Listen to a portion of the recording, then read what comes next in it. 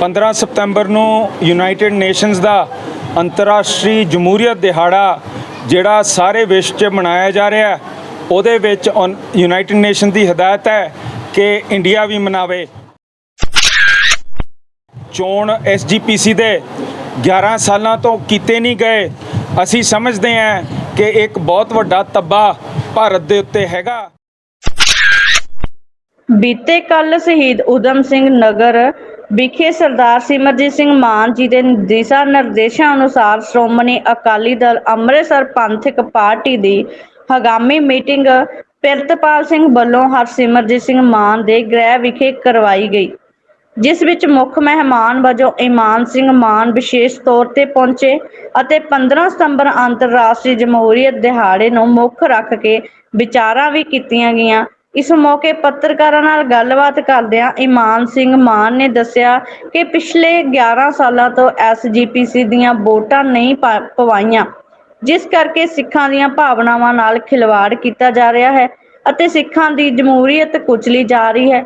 ਅੱਜ ਦੀ ਇਸ ਮੀਟਿੰਗ ਵਿੱਚ ਵਿਸ਼ੇਸ਼ ਕਰਕੇ 15 ਸਤੰਬਰ ਅੰਤਰਰਾਸ਼ਟਰੀ ਜਮਹੂਰੀਅਤ ਦਿਹਾੜੇ ਮੌਕੇ ਸਿੱਖ ਸੰਗਤਾਂ ਵੱਲੋਂ ਸ੍ਰੀ ਹਰਿਮੰਦਰ ਸਾਹਿਬ ਪਹੁੰਚ ਕੇ ਕੁੰਭਕਰਨੀ ਨੀਂਦ ਚੋਂ SGPC ਨੂੰ ਉਠਾਉਣ ਅਤੇ ਇਲੈਕਸ਼ਨ ਕਰਵਾਉਣ ਲਈ ਕਿਹਾ ਜਾਵੇਗਾ। ਇਸ ਮੌਕੇ ਵੱਖ-ਵੱਖ ਬੁਲਾਰਿਆਂ ਨੇ ਸੰਬੋਧਨ ਕੀਤਾ। ਇਸ ਸਮੇਂ ਇਲਾਕੇ ਦੀਆਂ ਸੰਗਤਾਂ ਤੇ ਹੋਰ ਪਾਰਟੀ ਆਗੂ ਹਾਜ਼ਰ ਸਨ। ਅੰਮ੍ਰਿਤਸਰ ਤੋਂ ਮਨਪ੍ਰੀਤ ਸਿੰਘ ਆਜ਼ਾਦ ਦੀ ਲੋਕ ਭਲਾਈ ਦਾ ਸੁਨੇਹਾ, ਵੈਬ TV ਲਈ ਵਿਸ਼ੇਸ਼ ਰਿਪੋਰਟ। ਵਾਹਿਗੁਰੂ ਖਾਲਸਾ ਵਾਹਿਗੁਰੂ ਜੀ ਕੀ ਫਤਿਹ। ਅੱਜ ਸੁਲਤਾਨਵਿੰਦ ਵਿਖੇ 15 ਸਤੰਬਰ ਨੂੰ ਯੂਨਾਈਟਿਡ ਨੇਸ਼ਨਸ ਦਾ ਅੰਤਰਰਾਸ਼ਟਰੀ ਜਮਹੂਰੀਅਤ ਦਿਹਾੜਾ ਜਿਹੜਾ ਸਾਰੇ ਵਿਸ਼ਵ 'ਚ ਮਨਾਇਆ ਜਾ ਰਿਹਾ ਉਹਦੇ ਵਿੱਚ ਯੂਨਾਈਟਿਡ ਨੇਸ਼ਨ ਦੀ ਹਦਾਇਤ ਹੈ ਕਿ ਇੰਡੀਆ ਵੀ ਮਨਾਵੇ।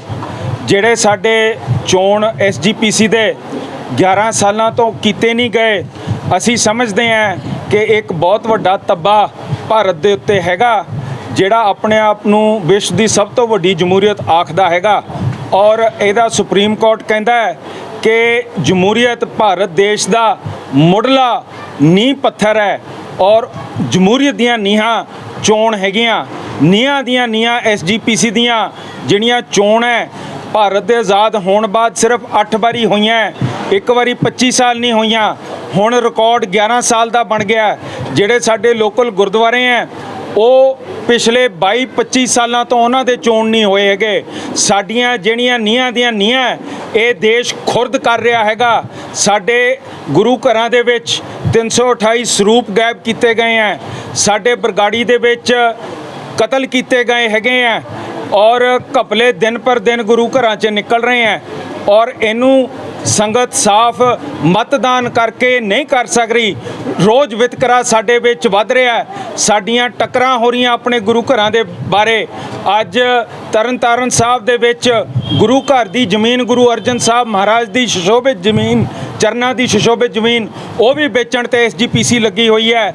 ਇਹ ਕੁੜੈਤਾਂ ਕਿਵੇਂ ਰੋਕੀਏ? ਜੇ ਜਮਹੂਰੀਅਤ ਪਸੰਦ ਤਰੀਕੇ ਨਾਲ ਸਾਨੂੰ ਆਪਣੀ ਮੈਨੇਜਮੈਂਟ ਬਦਲਣ ਦਾ ਇਹ ਮੌਕਾ ਮਿਲ ਜਾਂਦਾ ਤਾਂ ਅਸੀਂ ਸ਼ਾਂਤਮਈ ਰੂਪ 'ਚ ਕਰ ਸਕਦੇ ਹਾਂ। ਨਹੀਂ ਤਾਂ ਰੋਜ਼ ਮੋਰਚੇ ਲਾਣੇ ਪੈਂਦੇ ਹੈ, ਰੋਜ਼ ਸਾਨੂੰ ਉੱਥੇ ਜਾ ਕੇ ਧਰਨੇ ਲਾਣੇ ਪੈਂਦੇ ਹੈ।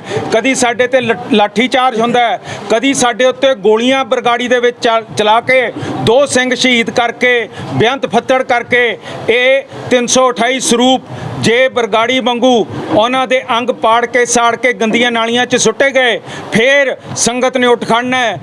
ਇਸ ਪੰਜਾਬ ਤੇ ਦੇਸ਼ ਵਾਸਤੇ ਲਾਅ ਐਂਡ ਆਰਡਰ ਪ੍ਰੋਬਲਮ ਬਣ ਜਾਣਾ ਹੈ। ਪਰ ਇਹਦੀ ਕੋਈ ਪੜਤਾਲ ਨਹੀਂ ਹੋ ਰਹੀ, ਇਹਨਾਂ ਦਾ ਕੋਈ ਪਤਾ ਨਹੀਂ ਲੱਗ ਰਿਹਾ ਕਿੱਥੇ ਹੈਗੇ। ਅੰਦਰੂਨੀ ਤੌਰ ਤੇ ਇਨਵੈਸਟੀਗੇਸ਼ਨ ਕਰਕੇ ਆਪਣੇ ਆਪ ਨੂੰ ਮਾਫੀਨਾਮੇ ਦੇ ਕੇ ਸਫਾਈਆਂ ਕਰਕੇ ਇਹ ਮਾਹੌਲ ਖਰਾਬ ਕਰ ਰਹੇ ਹੈ। ਮਾਹੌਲ ਖਰਾਬ ਕਰਕੇ ਇੱਥੇ ਖਤਰਾ ਬਣ ਰਿਹਾ ਲਾਅ ਐਂਡ ਆਰਡਰ ਦਾ। ਪਰ ਕੋਈ ਵੀ ਜਿਹੜੀ ਐਡਮਿਨਿਸਟ੍ਰੇਸ਼ਨ ਹੈ ਇਹਦੇ ਉੱਤੇ ਅਮਲ ਨਹੀਂ ਕਰ ਰਹੀ, ਜਮਹੂਰੀਅਤ ਬਹਾਲ ਨਹੀਂ ਕਰ ਰਹੀ।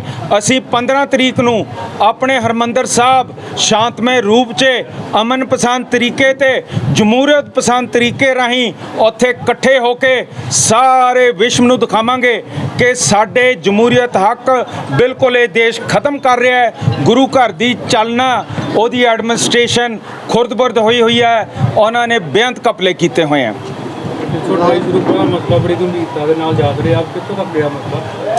ਹਜੇ ਤੱਕ ਕੋਰਟਾਂ ਨੇ ਸਿਰਫ ਤੇ ਸਿਰਫ ਨੋਟਿਸ ਭੇਜੇ ਆ ਜਿਹੜੇ ਦੋਸ਼ੀ ਅਸੀਂ ਸਮਝਦੇ ਹਾਂ, ਜਿਵੇਂ ਸਤਿੰਦਰਪਾਲ ਸਿੰਘ ਕੋਹਲੀ ਜੋ ਕਿ ਇੱਥੇ ਆਡੀਟਰ ਲੱਗਿਆ ਸੀ, ਜਿਨੇ ਆ ਈਸ਼ਰ ਸਿੰਘ ਦੀ ਰਿਪੋਰਟ 'ਚ ਆਪਣੇ ਲਿਖਤ ਰੂਪ 'ਚ ਕਿਹਾ ਕਿ ਮੈਂ ਇੱਕ ਦਿਨ ਵੀ ਨਹੀਂ ਕੰਮ ਕੀਤਾ। 10 ਕਰੋੜ ਰੁਪਈਆ ਇਹ ਬਾਦਲ ਪਰਿਵਾਰ ਦੇ ਨਿੱਜੀ ਸੀਏ ਜਿਹੜਾ ਔਰਬਿਟ ਬਲਾਸਟ ਚਲਾਉਂਦਾ ਹੈ, ਪੀਟੀਸੀ ਚੈਨਲ ਚਲਾਉਂਦਾ ਹੈ, ਉਹਨੂੰ ਗੁਰੂ ਘਰ ਦੀ ਧਨ ਦਿੱਤੇ ਹੋਏ ਹੈ, ਪਰ ਇਹਨੇ ਢਿੱਲਾ ਕੰਮ ਨਹੀਂ ਕੀਤਾ ਹੈਗਾ।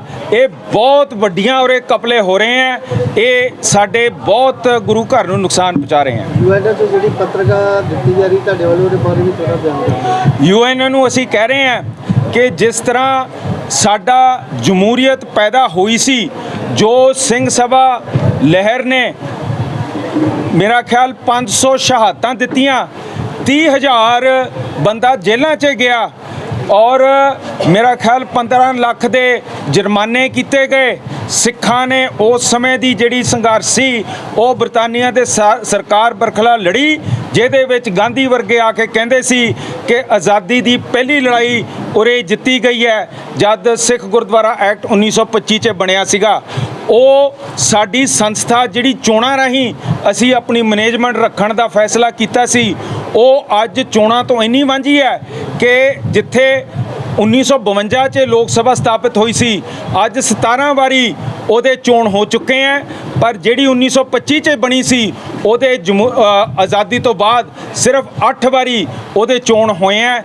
ਇਹ ਸਾਡੀ ਸੰਗਤ ਨੂੰ ਗੁਰੂ ਦੇ ਮੈਨੇਜਮੈਂਟ ਤੋਂ ਵਾਂਝਾ ਕਰ ਰਹੇ ਹੈ, ਸਾਨੂੰ ਉਹ ਗੁਰੂ ਘਰ ਤੋਂ ਵਾਂਝਾ ਰੱਖ ਰਹੇ ਹੈ ਤੇ ਸਾਡੀ ਜਮਹੂਰੀਅਤ ਨੂੰ ਖੁਰਦ-ਬੁਰਦ ਕਰ ਰਹੀ ਹੈ ਦੇਸ਼। ਕਾਫੀ ਸਮੇਂ ਤੋਂ ਜਿਹੜੀ ਹੈ ਜੀ ਜਿਹੜਾ ਅੰਮ੍ਰਿਤਸਰ ਅਕਾਲੀ ਦਲ ਹੈ ਗੁਰੂ ਗ੍ਰੰਥ ਸਾਹਿਬ ਦੇ ਪਾਵਨ ਸਰੂਪਾਂ ਵਾਸਤੇ ਬਾਈਬਲ ਬਰਬਾਰੀ ਕਾਂਡ ਤੇ ਸ਼੍ਰੋਮਣੀ ਕਮੇਟੀ ਦੀਆਂ ਚੋਣਾਂ ਨਹੀਂ ਕਰ ਰਿਹਾ, ਲੇਕਿਨ ਨਾ ਕੋਈ ਕੇਂਦਰ ਇਨਸਾਫ ਦੇ ਰਿਹਾ, ਨਾ ਐਜੀਪੀਸੀ ਵੱਲੋਂ ਕੋਈ ਮਿਲ ਰਿਹਾ, ਨਾ ਪੰਜਾਬ ਸਰਕਾਰ ਵੱਲੋਂ ਮਿਲਿਆ। ਉਹਦੇ ਬਾਰੇ ਕਿ ਸਿੱਖਾਂ ਨੇ ਕੇਸ ਪਾਏ ਹੈ ਚੋਣਾਂ ਵਾਸਤੇ, ਕੇਸ ਪਾਏ ਹੈ, ਅਪੀਲਾਂ ਕੀਤੀਆਂ, ਕਮਿਸ਼ਨਰ ਨੂੰ ਮਿਲੇ ਹੈ, ਮੁੱਖ ਮੰਤਰੀਆਂ ਨੂੰ ਮਿਲੇ ਹੈ, ਸਾਰੇ ਵਫਦਾਂ ਨੂੰ, ਸੈਂਟਰ ਦੇ ਸਾਰਿਆਂ ਨੂੰ ਅਸੀਂ ਮਿਲੇ ਹੈ ਕਿ ਸਾਨੂੰ ਇਨਸਾਫ ਦਿਓ। ਅੱਜ ਤੱਕ ਹਾਈ ਕੋਰਟ ਨੇ ਨਹੀਂ ਸਾਨੂੰ ਦਿੱਤਾ, ਜਦ ਕਿ ਉਹ ਜਿਹੜਾ ਯੋਗਾ ਵਾਲਾ ਰਾਮਦੇਵ ਹੈ ਉਹਦਾ ਸੂਓ ਮੋਟੋ ਐਕਸ਼ਨ ਹਾਈ ਕੋਰਟ ਨੇ ਲਿੱਤਾ ਸੀਗਾ। ਸਾਡੇ ਗੁਰੂ ਸਾਹਿਬ ਵੱਢ ਕੇ ਮਾਰ ਕੇ ਸੁੱਟ ਕੇ ਅੰਗ ਉਹਨਾਂ ਦੇ ਗੰਦੀਆਂ ਨਾਲੀਆਂ 'ਚ ਸੁੱਟੇ, ਉਹਦਾ ਕੋਈ ਵੀ ਇਹਨਾਂ ਨੂੰ ਫਿਕਰ ਨਹੀਂ ਹੈਗਾ। ਕੋਈ ਜੱਜਮੈਂਟ ਨਹੀਂ ਦੇ ਰਹੇ, ਨਾ ਲੈਜਿਸਲੇਚਰ ਨੇ ਕੁਝ ਕੀਤਾ, ਨਾ ਐਗਜ਼ੈਕਟਿਵ ਨੇ ਕੀਤਾ ਹੈਗਾ। ਹੁਣ ਅਸੀਂ ਸਮਝਦੇ ਹਾਂ ਕਿ ਸਾਡੇ ਕੋਲੇ ਇੱਕ ਜਮਹੂਰੀਅਤ ਅਮਨ ਪਸੰਦ ਤਰੀਕੇ ਨਾਲ ਆਪਣੇ ਜਾ ਕੇ ਮੁਜ਼ਾਹਰੇ ਕਰਕੇ ਆਪਣੇ ਹੱਕਾਂ ਤੇ ਪਹਿਰਾ ਦੇਣਾ ਪੈਣਾ ਹੈ, ਜਿਸ ਕਰਕੇ ਅਸੀਂ 15 ਸਤੰਬਰ ਨੂੰ ਅੰਤਰਰਾਸ਼ਟਰੀ ਜਮਹੂਰੀਅਤ ਦਿਹਾੜੇ ਦੇ ਉੱਤੇ ਅਸੀਂ ਜਾ ਕੇ ਹਰਿਮੰਦਰ ਸਾਹਿਬ ਸਾਹਮਣੇ ਖੜੇ ਹੋਵਾਂਗੇ, ਉੱਥੇ ਅਰਦਾਸ ਕਰਾਂਗੇ ਔਰ ਆਪਣੀ ਜਮਹੂਰੀਅਤ ਬਹਾਲ ਕਰਨ ਵਾਸਤੇ ਸਾਰੇ ਵਿਸ਼ਵ 'ਚ ਅਸੀਂ ਸੰਦੇਸ਼ ਦੇਵਾਂਗੇ ਕਿ ਸਾਡੇ ਨਾਲ ਧੱਕਾ ਹੋ ਰਿਹਾ। ਕੋਟ ਵਾਲਾ ਗੁਰੂ ਸਾਹਿਬ ਨੂੰ ਜਿਹੜਾ ਲਿਵਿੰਗ ਗੁਰੂ ਮੰਨਿਆ ਗਿਆ ਜੀ ਗੁਰੂ ਗ੍ਰੰਥ ਸਾਹਿਬ ਨੂੰ, ਲੇਕਿਨ ਇਹਦੇ ਜਦੋਂ ਬੇਨਤੀ ਹੁੰਦੀ ਹੈ ਜਿਹੜੀ ਬੜੀ ਛੋਟੀ ਜਿਹੀ ਇੱਕ ਜਿਹੜੀ ਧਾਰਾ 95 ਦੀ ਲਗਾਈ ਜਾਂਦੀ ਹੈ ਕਿ ਆਪਾਂ ਨਹੀਂ ਚਾਹੁੰਦੇ ਕਿ ਕੋਈ ਸਖਤ ਧਾਰਾ ਲੱਗੇ ਜਿਹਦੇ ਨਾਲ ਕਿਸੇ ਵੀ ਉੱਪਰ ਜਿੱਤ ਨਾ ਪਵੇ। ਜਿਹੜੇ ਮਾਹੌਲ 'ਚ ਅੱਜ ਅਸੀਂ ਉਰੇ ਬੈਠੇ ਹਾਂ, ਇਹ ਦੇਸ਼ ਸਾਡੀਆਂ ਧਾਰਾਵਾਂ ਤਬਦੀਲ ਕਰਨ ਤੋਂ ਤਾਂ ਰਿਹਾ, ਸਾਨੂੰ ਤਾਂ 1984 'ਚ ਵੱਢ ਕੇ ਮਾਰ ਕੇ ਸਾਡੇ ਗੰਦੇ ਟਾਇਰ ਬਾਲ ਕੇ ਸਾਨੂੰ ਵੱਢ ਕੇ ਹੋਂਦ ਚਿੱਲਰ ਖਾਲੀ ਕਰਤਾ ਪੂਰਾ ਪਿੰਡ ਦਾ ਪਿੰਡ ਹਰਿਆਣੇ ਨੇ। ਉਹਦਾ ਕੋਈ ਇਨਸਾਫ ਸਾਡੇ ਜਾਣ ਗਏ ਤੇ ਕੋਈ ਇਨਸਾਫ ਨਹੀਂ ਇਹਨਾਂ ਨੇ ਦਿੱਤਾ। ਸਾਡੇ ਗੁਰੂ ਸਾਹਿਬ ਦੇ ਕਤਲ ਦੇ ਉੱਤੇ ਇਹ ਜੇ ਕਾਰਵਾਈ ਸ਼ੁਰੂ ਕਰਕੇ ਉਹਦਾ ਕੋਈ ਕਾਰਵਾਈ ਕਰਨ ਤਾਂ ਅਸੀਂ ਜਾ ਕੇ ਕਹੀਏ ਕਿ ਜੀ ਅੱਗੇ ਸਾਨੂੰ ਕਾਨੂੰਨ ਤਬਦੀਲ ਕਰਕੇ ਦਿਓ, ਪਰ ਇਹ ਤਾਂ ਜਿਹੜੇ ਬਣੇ ਹੋਏ ਕਾਨੂੰਨ ਹੈ ਉਹ ਵੀ ਨਹੀਂ ਲਾਗੂ ਸਾਡੇ ਉੱਤੇ ਕਰ ਰਿਹਾ ਹੈਗਾ। ਇਸ ਦੇਸ਼ ਤੋਂ ਅਸੀਂ ਕੀ ਆਸ ਰੱਖ ਸਕਦੇ ਹਾਂ? ਸ਼੍ਰੋਮਣੀ ਕਮੇਟੀ ਵੱਲੋਂ ਨਿਤ ਨਵੀਂ ਕੋਈ ਨਾ ਕੋਈ ਕਾਨੂੰਨੀ ਘਟਨਾ ਉਤਰਦੀ ਹੈ ਜੀ, ਜਿਵੇਂ 328 ਪਾਵਨ ਸਰੂਪਾਂ ਦੀ ਜਦੋਂ ਜਥੇਬੰਦੀਆਂ ਉੱਤੇ ਬੈਠੀਆਂ ਤੇ ਉਹਦੇ ਵੀ ਗੁੰਡਾਗਰਦੀ ਦਾ ਨੰਗਾ ਨਾਚ ਜਿਹੜਾ ਕੀਤਾ ਗਿਆ, ਵੱਢ-ਫੱਢ ਕੀਤੀ ਗਈ, ਪੱਤਰਕਾਰਾਂ ਦੀ ਮਾਰ ਕੁਟਾਈ ਕੀਤੀ ਗਈ, ਉਹਨਾਂ ਦੇ ਕੇਸਾਂ ਦੀ ਬੇਇੱਜ਼ਤੀ ਕੀਤੀ ਗਈ, ਕੈਮਰੇ ਤੋੜੇ ਗਏ। ਥੋੜ੍ਹੇ ਦਿਨ ਪਹਿਲਾਂ ਹੀ ਜਿਹੜਾ ਇੱਕ ਬਜ਼ੁਰਗ ਜਿਹੜਾ ਕਿ ਰੋਜ਼ਾਨਾ ਵੱਡੀ ਜਿਹੜੀ ਸਮੱਸਿਆ ਬੇਰੁਜ਼ਗਾਰੀ ਦੀ ਹੈ ਜੀ, ਅਗਰ ਪੰਥ ਦਾ ਨੌਜਵਾਨ ਜਿਹੜਾ ਇਕਨੋਮਿਕਲੀ ਸਟਰੋਂਗ ਨਹੀਂ ਹੋਏਗਾ ਤਾਂ ਉਹ ਕਿਵੇਂ ਮੁਕਾਬਲਾ ਕਰੇਗਾ? ਇਸ ਕਰਕੇ ਉਹਦੇ ਵਾਸਤੇ ਆਪਾਂ ਕੀ ਕਰਨਾ ਚਾਹਾਂਗੇ ਜੀ ਬੇਰੁਜ਼ਗਾਰੀ ਨੂੰ ਰੋਕਣ? 1947 ਤੋਂ ਪਹਿਲਾਂ 70% ਵਪਾਰ ਲਹਿੰਦੇ ਤੇ ਚੜ੍ਹਦੇ ਪੰਜਾਬ ਦੇ ਵਿੱਚ ਹੁੰਦਾ ਸੀਗਾ।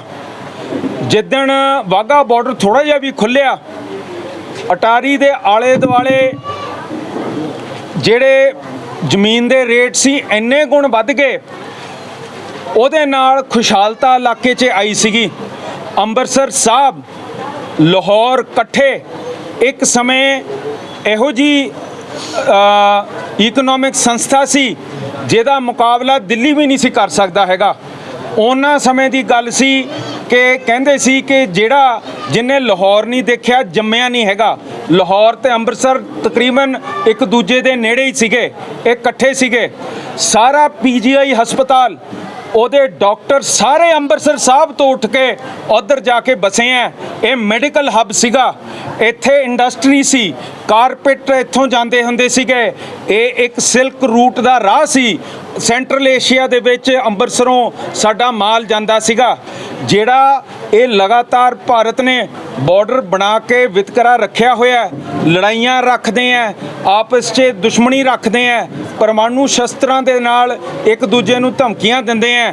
ਇਹ ਸਾਰਾ ਅਸੀਂ ਰੱਦ ਕਰਨਾ ਚਾਹੁੰਦੇ ਆ। ਬਾਰਡਰ ਤੇ ਵਪਾਰ ਖੋਲ੍ਹਣਾ ਚਾਹੁੰਦੇ ਆ, ਆਵਾਜਾਈ ਰੱਖਣਾ ਚਾਹੁੰਦੇ ਆ, ਜਿਹਦੇ ਨਾਲ ਸਾਡੇ ਇਸ ਪੰਜਾਬ ਦੀ ਖੁਸ਼ਹਾਲਤਾ ਸੌਗਣਾ ਵਧੂ ਤੇ ਪੂਰੇ ਭਾਰਤ ਦੀ GDP 1% ਜ਼ਿਆਦਾ ਵੱਧ ਸਕਦੀ ਹੈ। ਵਾਹਿਗੁਰੂ ਜੀ ਕਾ ਖਾਲਸਾ, ਵਾਹਿਗੁਰੂ ਜੀ ਕੀ ਫਤਿਹ। ਨਾਮ ਬੋਲ ਕੇ ਮੈਂ ਪ੍ਰਿਤਪਾਲ ਸਿੰਘ ਦੱਖਣੀ ਹਲਕੇ ਤੋਂ ਉਮੀਦਵਾਰ ਸੀ ਔਰ ਅੱਜ ਪਾਰਟੀ ਵੱਲੋਂ ਸਰਦਾਰ ਇਮਾਨ ਸਿੰਘ ਜੀ ਇੱਥੇ ਆਏ, ਅਸੀਂ ਇਹਨਾਂ ਦਾ ਧੰਨਵਾਦ ਕਰਦੇ ਹਾਂ ਔਰ ਸਮੁੱਚੀ ਲੀਡਰਸ਼ਿਪ ਦਾ ਜਿਨ੍ਹਾਂ ਨੇ ਅੱਜ ਇਸ ਨਿਮਾਣੇ ਜਿਹੇ ਨੂੰ ਮਾਣ ਬਖਸ਼ਿਆ। ਸ਼ਹਿਰੀ ਮੀਤ ਪ੍ਰਧਾਨ ਹੁੰਦਾ ਜੀ। ਠੀਕ ਹੈ 15 ਤਰੀਕ ਸਰਦਾਰ ਇਮਾਨ ਸਿੰਘ ਜੀ ਨੇ ਤੁਹਾਨੂੰ ਦੱਸਿਆ ਹੈ। ਉਸ ਸਬੰਧ ਦੇ ਵਿੱਚ ਸਾਰਿਆਂ ਨੂੰ ਫਿਰ ਇੱਕ ਵਾਰੀ ਬੇਨਤੀ ਹੈ, ਹੱਥ ਜੋੜ ਕੇ ਨਿਮਰਤਾ ਸਹਿਤ, ਵੀ 15 ਸਤੰਬਰ 2022 ਨੂੰ ਜਮਹੂਰੀਅਤ ਡੇ ਮਨਾਉਣ ਵਾਸਤੇ ਆਪਣੀ ਜਮਹੂਰੀਅਤ ਨੂੰ ਲਾਗੂ ਕਰਨ, ਬਹਾਲ ਕਰਨ ਲਈ ਦਰਬਾਰ ਸਾਹਿਬ ਸ੍ਰੀ ਅਕਾਲ ਤਖਤ ਸਾਹਿਬ ਹਰਿਮੰਦਰ ਸਾਹਿਬ ਪਹੁੰਚੋ, ਤਾਂ ਜੋ ਆਪਣੇ ਗੁਰੂ ਸਾਹਿਬ ਔਰ ਸਮੁੱਚੀ ਜਿਹੜੀ ਇੱਥੋਂ ਦੀ ਪ੍ਰਬੰਧਕ ਕਮੇਟੀ ਨੂੰ ਚੰਗਾ ਯੋਗ ਪ੍ਰਬੰਧ ਦੇਣ ਲਈ ਉੱਥੋਂ ਦੀਆਂ ਇਲੈਕਸ਼ਨਾਂ ਕਰਵਾਈਆਂ ਜਾਣ, ਤਾਂ ਜੋ ਸਮੁੱਚੇ ਸਮਾਜ ਦਾ, ਸਮੁੱਚੇ ਸਿੱਖ ਕੌਮ ਦਾ ਭਲਾ ਹੋ ਸਕੇ।